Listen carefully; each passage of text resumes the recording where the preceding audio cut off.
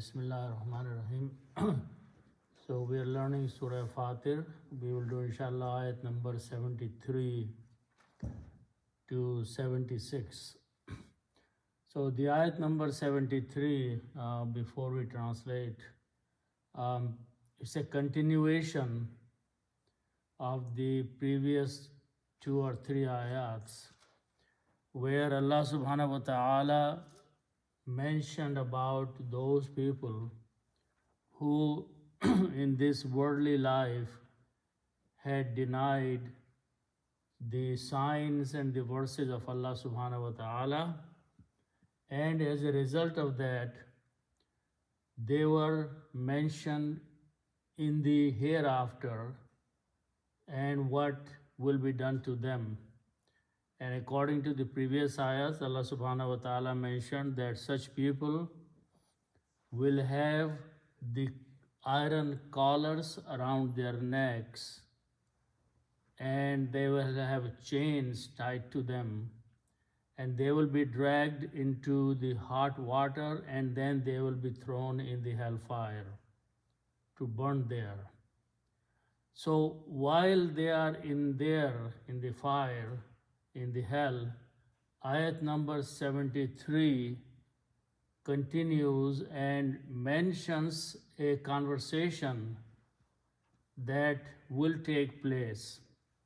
But before that, Allah subhanahu wa ta'ala says something will be said to these people when they are in this punishment. And obviously it sounds like the speakers will be the angels who will be telling these people by saying, A'udhu billahi minash shaitanir rajim, thumma, then, qila lahum, it will be said to those people while they are in the punishment, Aina, where are, ma kuntum tushrikun, those deities and false gods that you used to associate in the worldly life with Allah subhanahu wa ta'ala, min dunillahi, other than Allah subhanahu wa ta'ala. So this will be a question, or they will be asked that where are all those gods, false gods that you used to worship and join with Allah subhanahu wa ta'ala.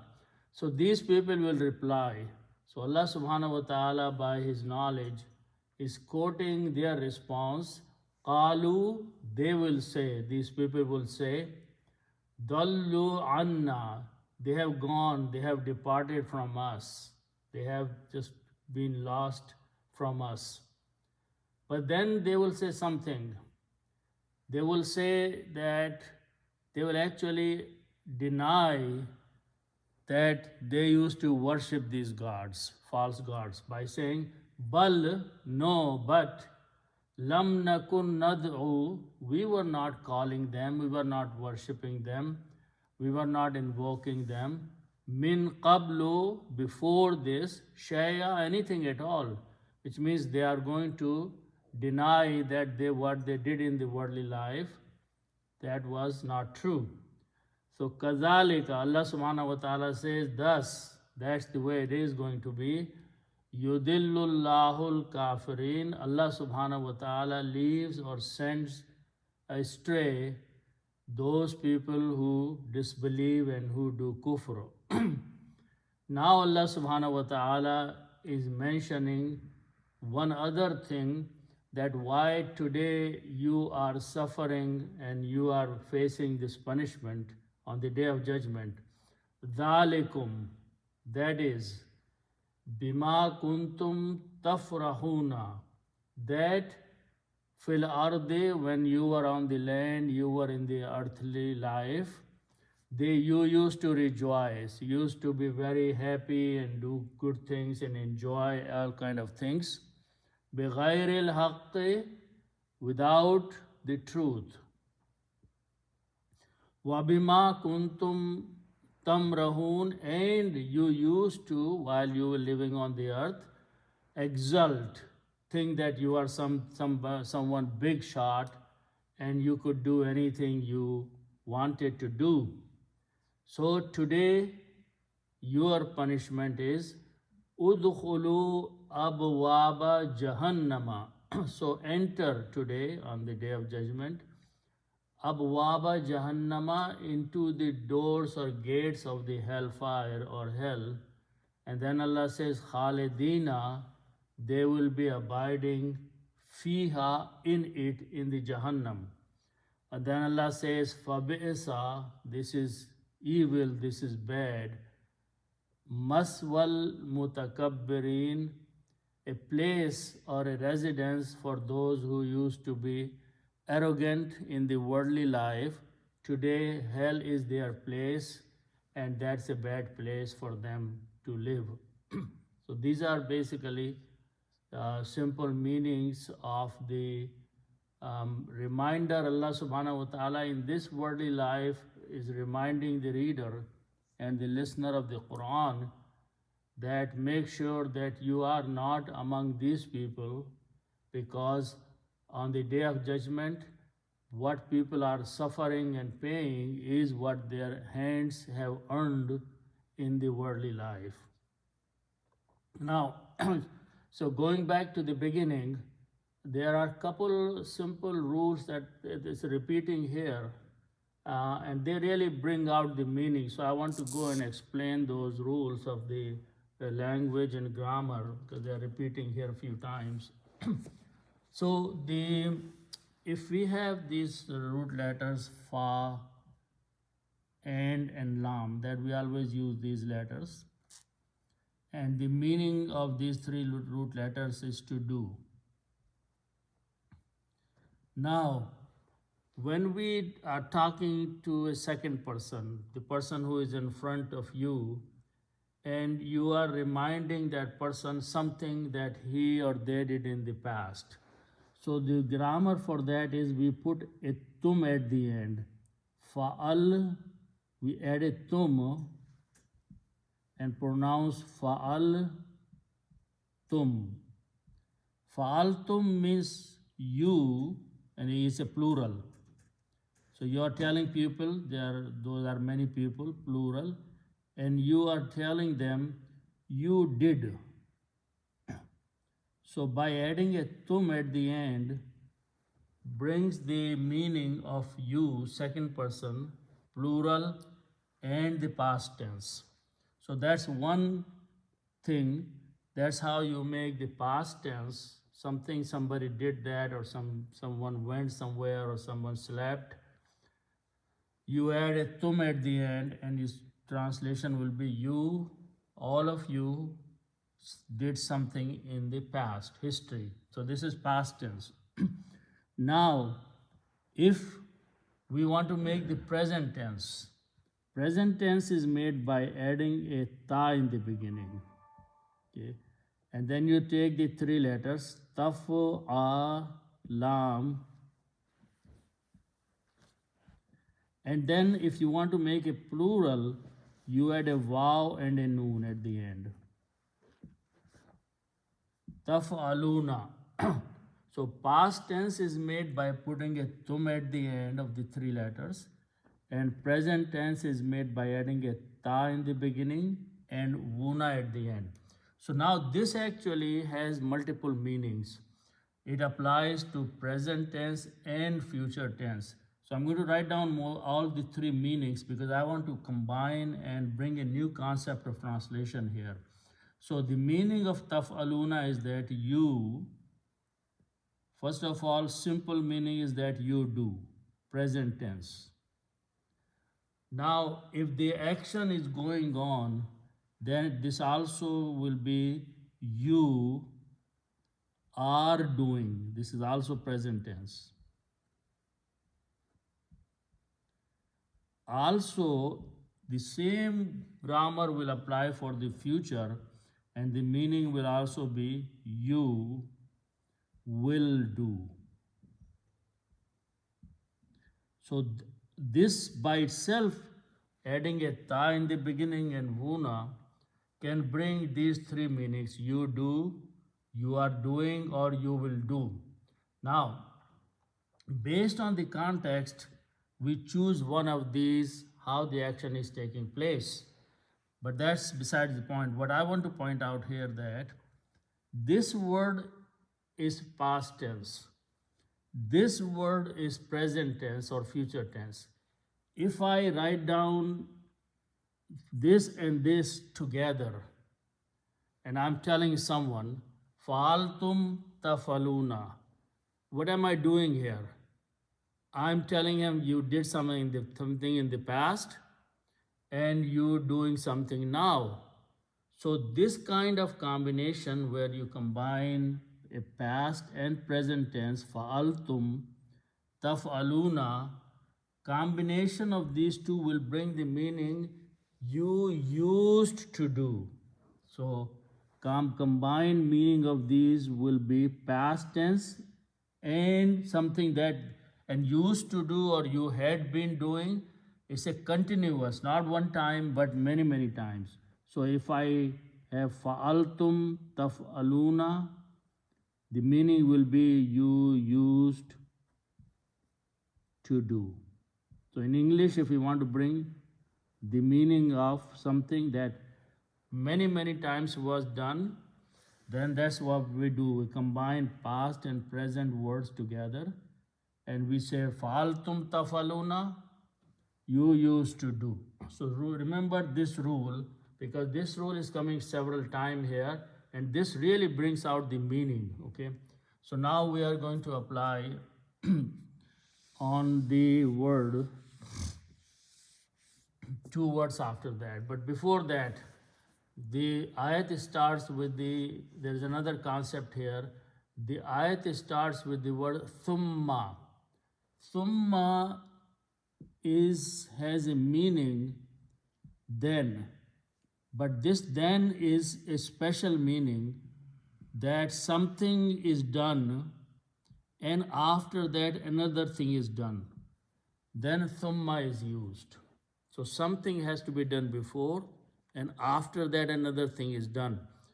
Thumma is being used here because first those people who had their necks, the collars around their necks, they were being punished. First they were tied with the chain, then they were dragged into the hot water, then they were pushed into the hellfire. Thumma, after that, after all those activities were done, something will happen. So thumma is emphasizing that something in the before has happened and now something is happening. Another thing, when the grammar of the Day of Judgment is used, it is the grammar of the past tense, because past is a perfect tense. Something did happen, future or present may not happen. So something happened yesterday is a definite perfect thing. So hereafter is a perfect thing, so grammar is used for that. So here what is being said, Qaf, Waw and Lam are the root letters. And the meaning of this is to say. Okay. If we combine these and make the present, the past tense, it is Qala. Because Waw sound changing into Alif. So Qala means he said something in the past. Now this is active.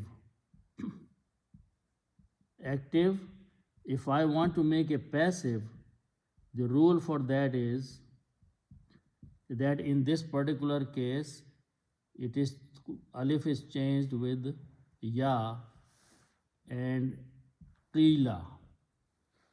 Qala, he said, active, qila, passive, and the meaning will be he was said or he was told. So something or it was said. So passive is made by changing few things here, and in this case it's a qila. So the ayat says thumma qila, then he was told, but because we are applying in the hereafter, we will translate not was, but he will be. That's what I said in the future. Hereafter, we use the grammar of past tense, but we'll translate according to English. He will be told. Now, here, in this case, after that word is lahum. Lahum means, lam means two, lam with a fatah, and hum means they. And they are the people who are burning in the fire. So, thumma, then, qila will be said or will be told to them, to those people. So, proper English will be, these people will be said. Something will be said to these people. Those people who are burning, something will be spoken to them. Thumma qila lahum. What will be said are the next three words. Somebody, maybe angels, will say something to them. The word aina. Aina means where. So, just simple meaning where.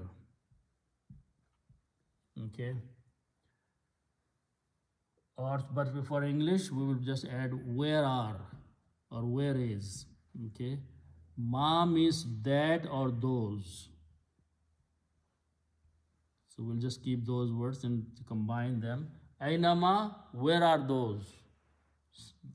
A question will be asked to these people. Where are those?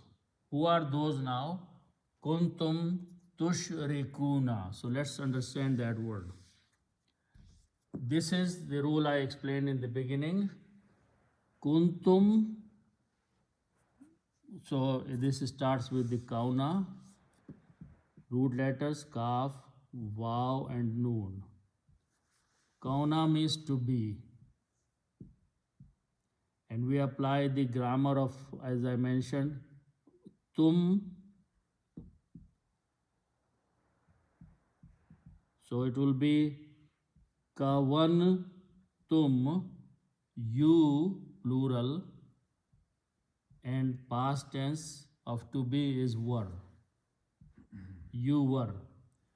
Now this vav is a weak letter, we just throw it away and keep the sound of the vav on kaf. So if you remove vav, it becomes kuntum. That's the word in the Quran. Kuntum, this is a past tense, it means you were.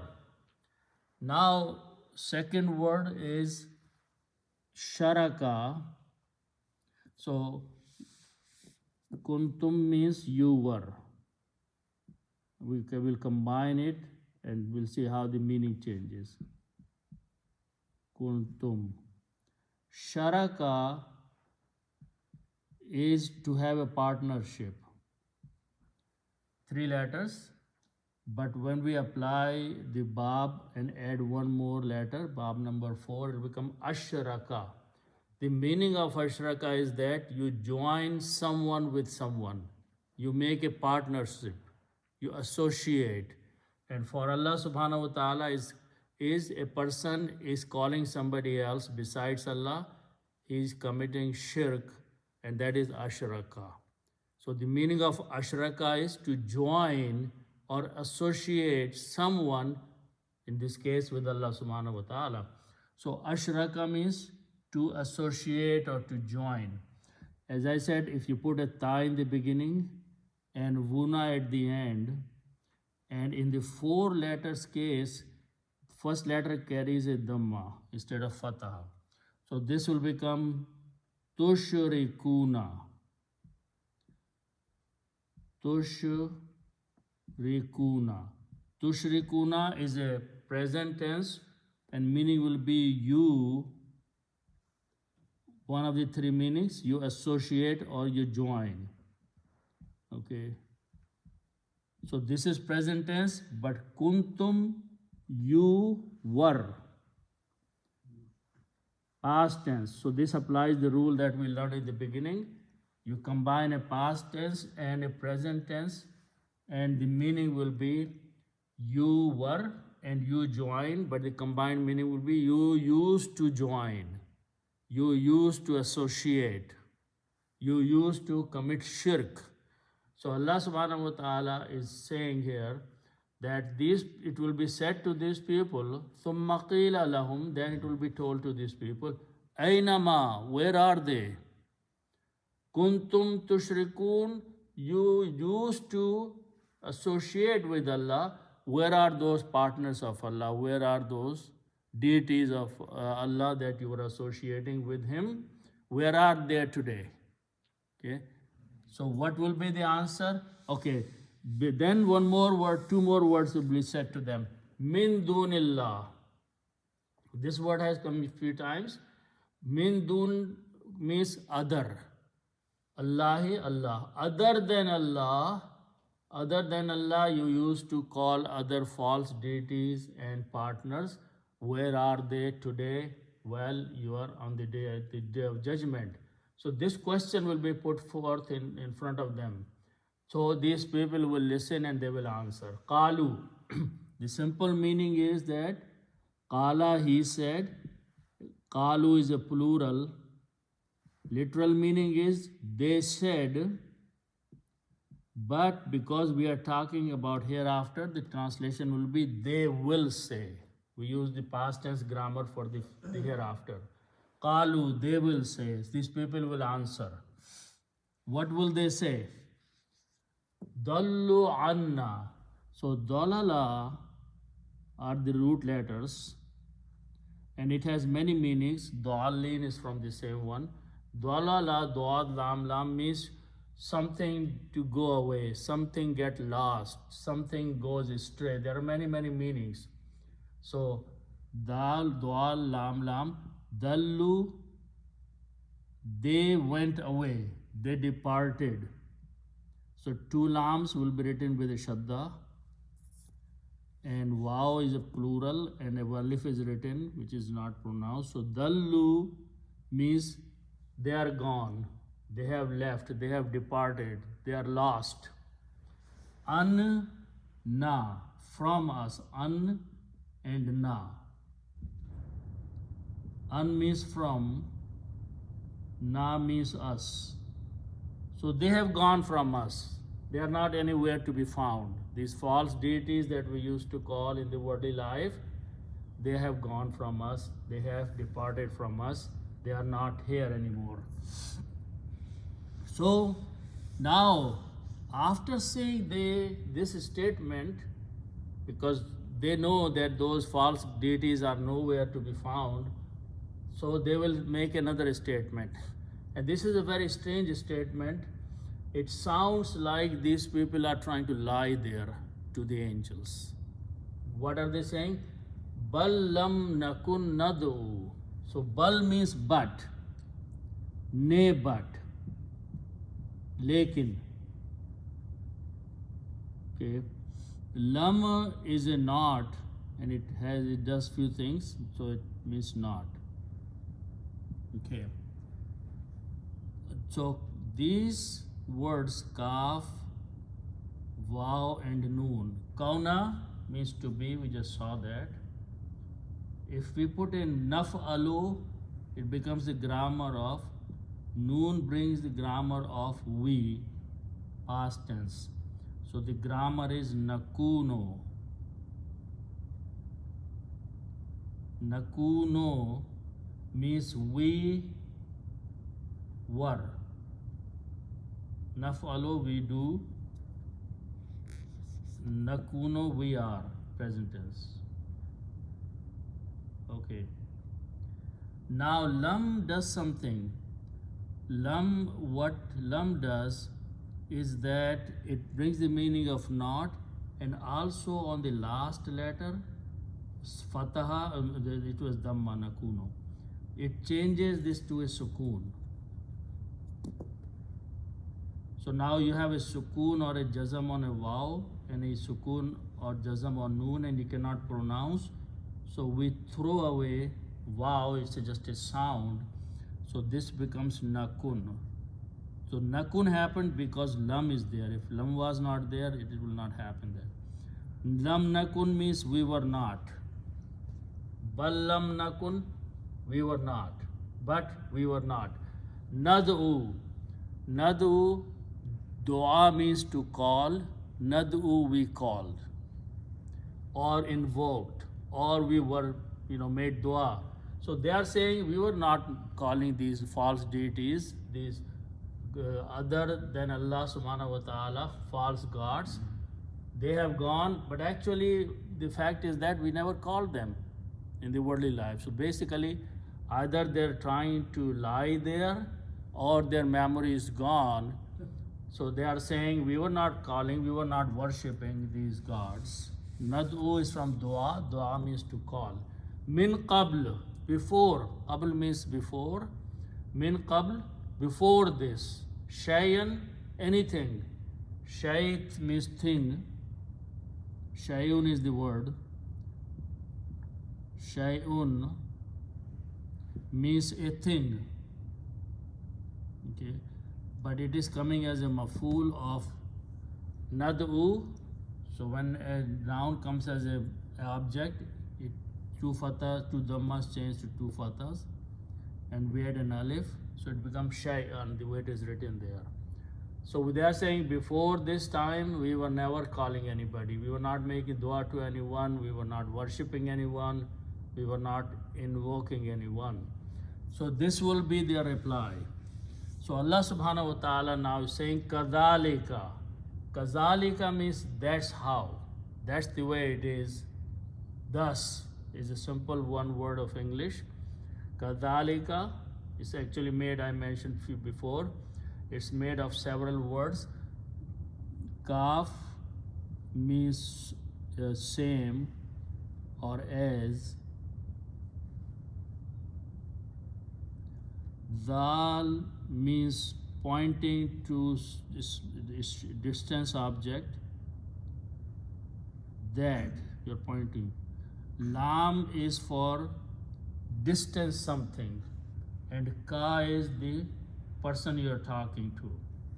So if you're talking to someone and saying that thing over there, that is kazalika. Okay, so they all combined together is kazalika, and in one simple words, thus. That's the way it is. ऐसे ही, इसी तरह से. Dalla, to send astray. Dalala means to go astray, and alif brings the meaning of sending astray, sending someone or making someone to go astray. Adalla. And when you make the grammar of this thing by putting a ya, it becomes third person grammar, but because alif is there, so it becomes dhamma. Yudillo, he sends away.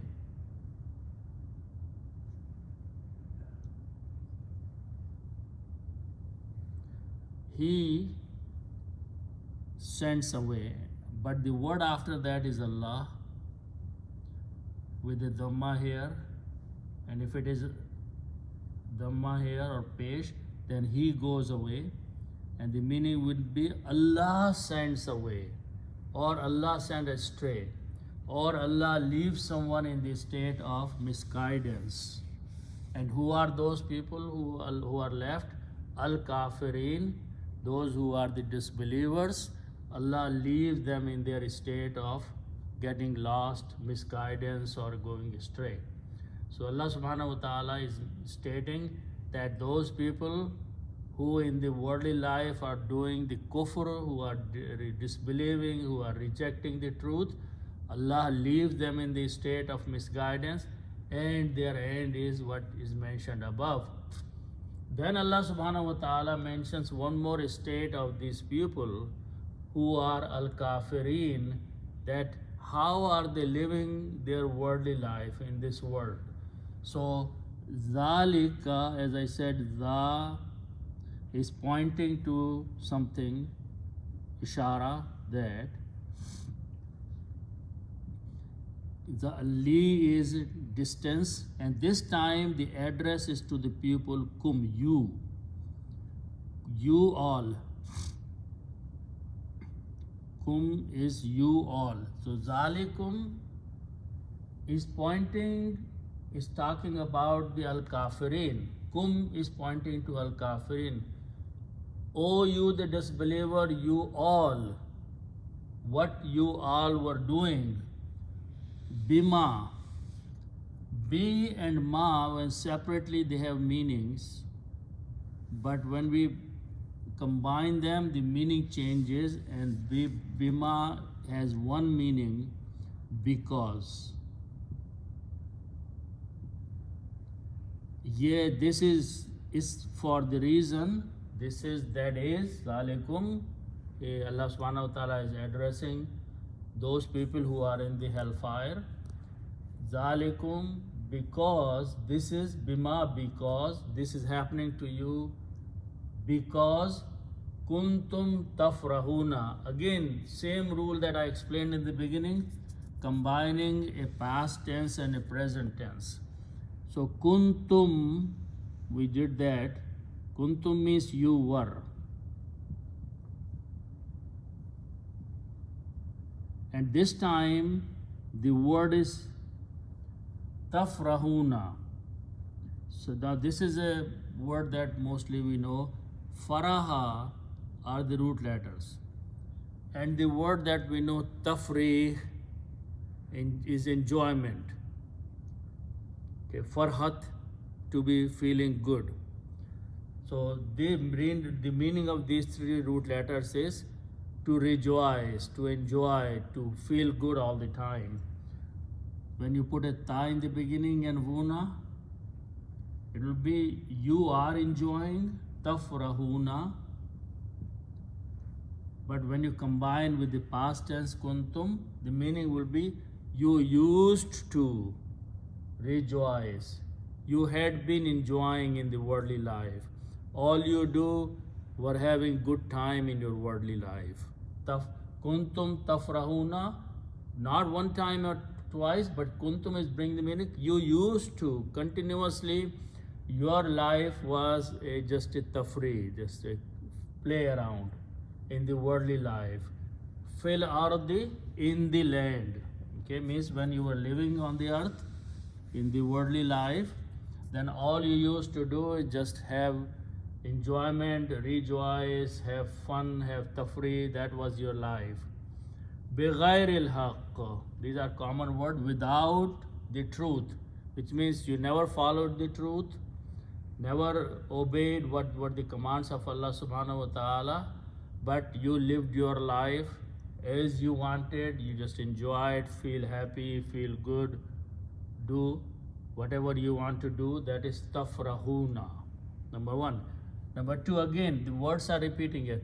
Wabima, and because. Kuntum again is bringing the same concept of you used to, but this time the word maraha. Maraha, to exult, to be arrogant, apni akad mein rehna. Maraha. Tamrahuna, you used to, you were or you are, and kuntum will bring the same meaning. You used to exult, you used to be in your arrogance all the time. So worldly life, you just didn't think about anything. You thought you were some big shot and you just enjoyed your life. So that is what your life in the worldly life. Allah says, because of those things, today you are paying the price on the day of judgment. Now, again, it's being said, it's a very strange thing here, and I'll try to break down. If we follow, as I said before, ayat number 73, Allah subhanahu wa ta'ala, as we did last time, talked about the people that first a collar was put in their neck or will be put in their neck, then a chain will be tied to them, then they will be dragged in the hot water, and then they will be thrown in the fire. Now Allah saying, now you enter in the Jahannam. So they are already in some sort of fire, but now this Jahannam this hell, they are being told, now you enter. If we follow the sequence, udkhulu, dakhala means to enter. And if I put an alif, it becomes a command. Alif with a dhamma, udkhil. If you are telling one person, enter somewhere, go in there. Udkhul. Not khil, udkhul. If I put a waw, it becomes a plural, and alif is not read, recited. Udkhulu, you all enter, go into. Where to enter? Abwaba Jahannama. Babun means a door or a gate, common words. Okay. Gate is plural, is abwabun. So abwabun is gates, and the next word is Jahannam. So the word is Jahannamu. So with this word is abwabun and Jahannamu. When you combine them, they put the off in between, it will be gates of hell. In English, we just put an off. In Arabic, we don't put an off, but we do some changes in the words. The first word, two dhammas, two paste changes into one, so it becomes abwabo. This one, Jahannamu, has two states, Jahannamu and Jahannama, so it will be Jahannama. Abwabo Jahannama. If these two words are together, gates of the hell. Now, the word before that is udkhulu, a verb, enter. So work is being done, maf'ul, this is the maf'ul or object, and when some noun is object, then it changes to a fataha. Abwaba Jahannama, enter the gates of the hell. Then another noun is being mentioned, Kha, Lam and Dal. Khalada means to live or to abide.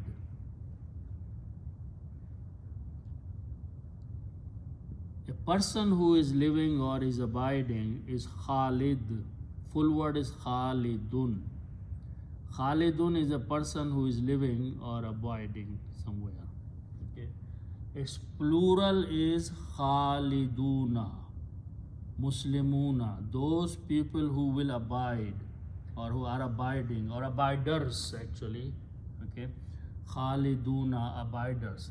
But again, these people are being sent, work is being done, and when work is being done, the word becomes maf'ul and wuna changes to vina, dina, and this will become pronounced as Khalidina. Khalidina are those people who are abiders, staying somewhere. Where? In the Jahannam. Then Allah subhanahu wa ta'ala, okay, the word after that is fi, mean in, ha means it, and this is pointing to Jahannam. Fiha, in it. So enter the gates of the Jahannam, abiding fiha, in it. You will be living there, you will be staying there. Then Allah subhanahu wa ta'ala mentions in three words, what is that? So fa means so, ba, hamza and sin. The meaning of these three letters is something to be bad or evil. Noun is bi'isun, bi'isa actually. Bi'isa means evil or bad. Really bad, something really bad is bi'isa. Then there is a word, common word, sa, waw and ya. This means to stay or to reside.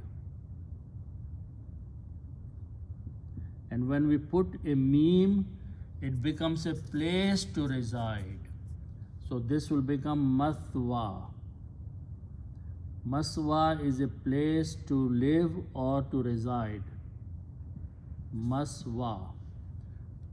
So fabi'isa maswa, Allah subhanahu wa ta'ala is saying, so it is bad, really bad, a place to reside. Okay? For whom? For mutakabbirin. Who are mutakabbirin? The root letters are kabara, means to be big. Bab fa'ala. We are making another big letter, bab, which is tafa'ala. We had a ta in the beginning and a shadda. Tafa'ala will become takabbara. So takabbara means to do the takabbur, to be arrogant. Okay. And a person is made by putting a meme in the beginning. So mutakabbir is a person who is arrogant person. Its plural is mutakabbiruna. Always you make muslimuna. But this is coming as a maful, so mutakabbiruna will change mutakabbirina. Okay. English meaning does not change. In Arabic you have to use the proper construct of the word. Otherwise it will be poor linguistic way. So mutakabbir is one person who is arrogant. Mutakabbiruna are those people who are arrogant. But if the work is being done on these peoples, which means they are being sent to live somewhere in that place, so they become object, and mutakabbiruna change to mutakabbirina. Al means the. So al mutakabbirina, the arrogant ones. Those who were arrogant in this worldly life, Allah subhanahu wa ta'ala says that they will be sent into the gates of the Jahannam, abiding there, and this is the bad place for the mutakabbirin. I just want to point out something, that some translators take a very harsh approach. The general meaning of these things is kha, lam and dal. Khalada. Khalada is to abide, okay, to live somewhere, to stay somewhere. Simple meaning. But some translators take the approach, they add forever after that, which is really very aggressive way of saying that these people will live there forever. We don't know. There may be some time, there may be a time when they will be able to finish their punishment. They may be forgiven by the mercy of Allah subhanahu wa ta'ala. They may be taken out of the hellfire. So we should have that hope instead of giving a judgment that there will be no coming out of the Jahannam. Okay. So if you just translate Khalidina as those who will be staying there, abiding there, instead of forever, then it gives a hope that Allah subhanahu wa ta'ala may forgive some people, if not all of them, and some of those people may be able to come out of the hellfire after finishing their punishment. So with that, we will inshallah stop. May Allah give us tawfiq to understand the Quran and act upon it. Sadaqallahu al-Azim.